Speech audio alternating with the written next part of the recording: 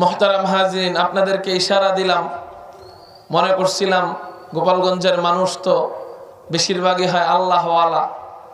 এই জায়গা হাজার হাজার ওলামায়ে কেরামদের জন্মভূমি, তো আপনাদেরকে মনে হয় বলতে হবে না যে আর সামনে আসেন, ইশারা দিলেই যথেষ্ট হয়ে যাবে। কিন্তু দেখলাম আল্লাহ আমাদেরকে যখন একটু নিচের থেকে উপরে উঠায়, 10 ইঞ্চি বা 11 ইঞ্চি 12 ইঞ্চি উপরে উঠায়, আমাদের অহংকার বাইরে যায়। একটু নিচের থেকে যখন আমি চেয়ারে বসি, আমার অহংকার বাড়া শুরু হয়, ঠিক না ভাই? ঠিক। এই জন্য সামনে সবাই আসলো, মাগার চেয়ারম্যানেরা আসলো না। চেয়ারম্যান যারা বসা এরা আসলো না, কিন্তু বাকি সবাই আসলো। এই জন্য আপনারা যারা চেয়ারে বসে আছেন, বিশেষ করে যুবক ভাইদেরকে বলবো, কিছুক্ষণ সময় আমি বসি, আল্লাহ অনেক ফায়দা দিবে। কোন কথার কারণে আল্লাহ দিলকে পরিবর্তন করে দেয় বলা যায় না, ঠিক না ভাই? ঠিক। একজন ভলান্টিয়ার ভাই যান, যা সব চেয়ারগুলো উঠায় ফেলেন, সব, একটা চেয়ারও ওখানে থাকবে না।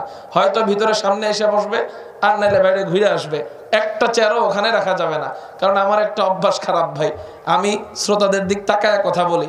শ্রোতারা দূরে থাকলে একবার ওদিকে তাকামো, আরেকবার এদিকে তাকামো, এটা আমি আমার কাছে অন্যরকম লাগবে। এজন্য সবাই সামনে এসে পড়ি, ভলান্টিয়ার ভাইরা চেয়ারগুলো উঠায় ফেলি।